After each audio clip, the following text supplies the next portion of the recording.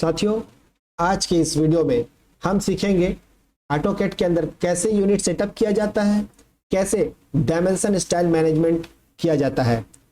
तो सबसे पहले यूनिट सेटअप के लिए कीबोर्ड पे टाइप करेंगे UN, एंटर।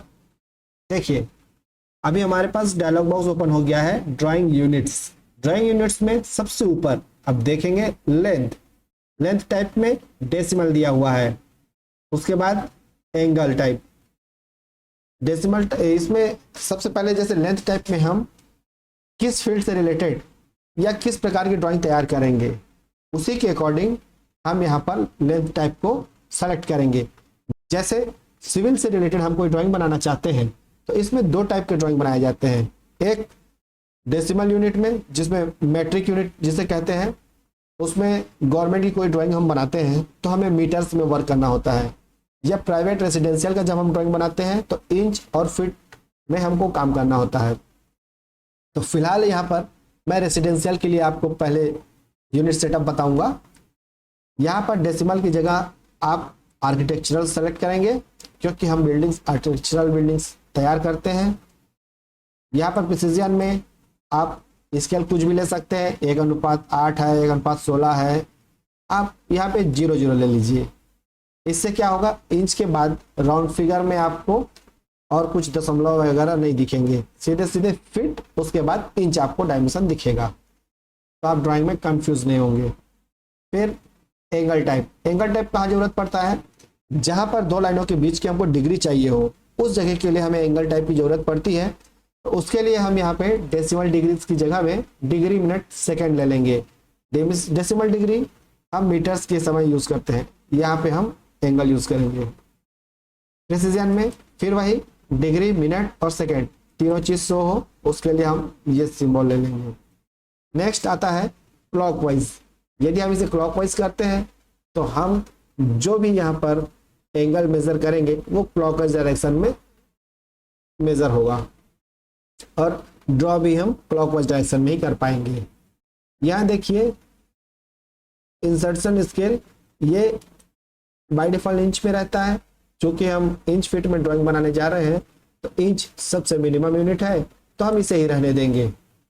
आगे चलते हैं, नीचे देखिए ओके, कैंसल, डायरेक्शन और हेल्प, ये 4 ऑप्शन दिए गए हैं, जिनमें से हम डायरेक्शन पे जाते हैं। अभी ईस्ट सेलेक्टेड है, 0 डिग्री पे ईस्ट।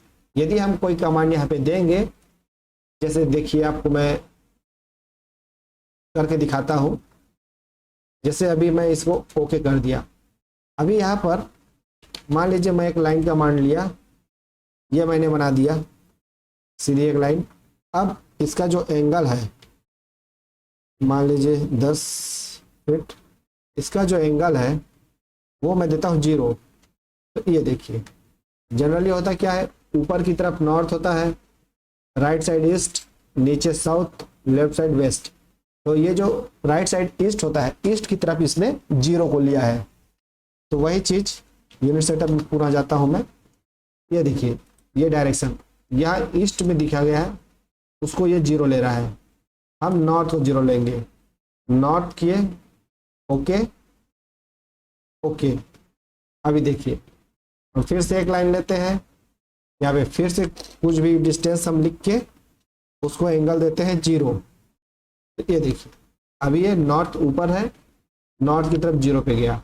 अब यहाँ से हम जो भी डिग्री नापेंगे, जैसे ये 90 डिग्री है, इसे हम जब नापेंगे तो 0 से ये 90, इस प्रकार से ये बन जाएगा। ये देखिए। तो साथियों अभी हमने क्या देखा, यूनिट सेटअप देखा। यूनिट सेटअप क्लियर है आप सभी को?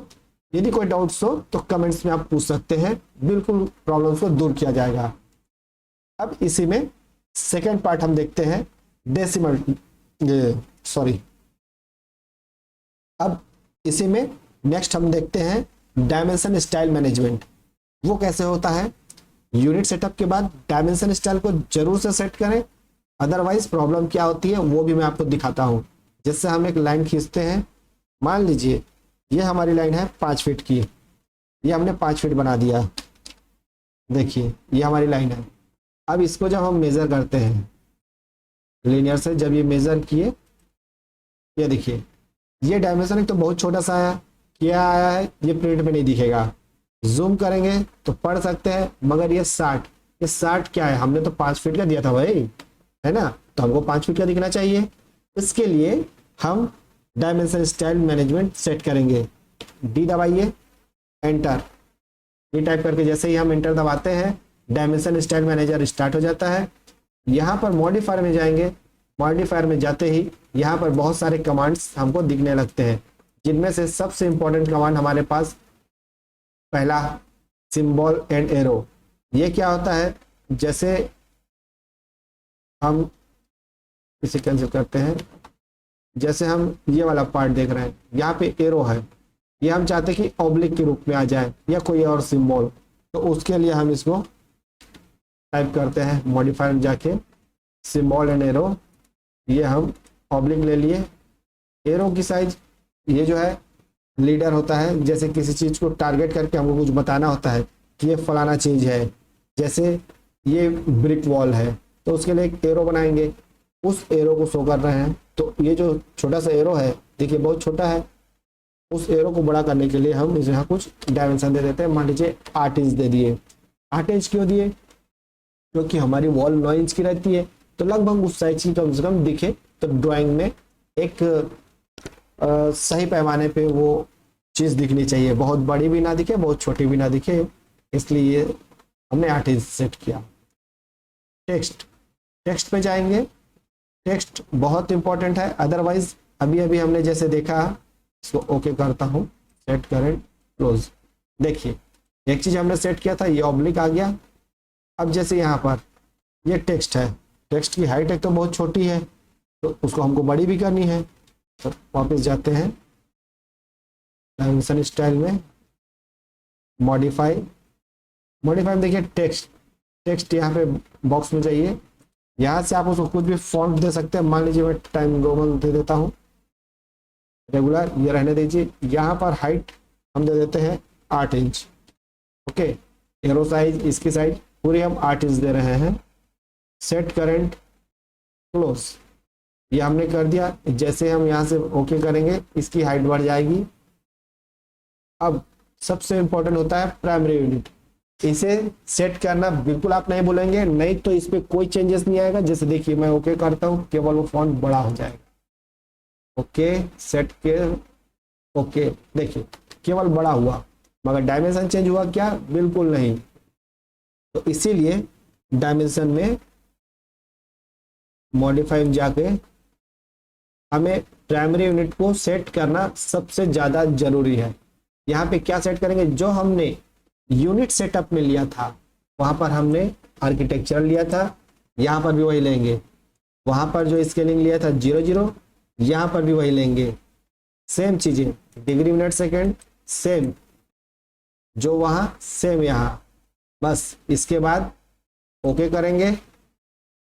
एक चीज़ और, जैसे आप टेक्स्ट पे गए, यहाँ देखिए ये खास चीज़ है टेक्स्ट अलाइनमेंट।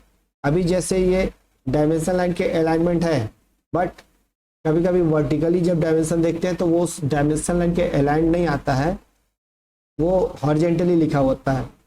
तो जब जैसे यहाँ पे आप देख सकते हैं ये 4 फीट 5 इंच जो लिखा है ना, ये हॉरिजॉन्टल लिखा है और ये डायमेंशन लाइन के अलाइन लिखाया हुआ है।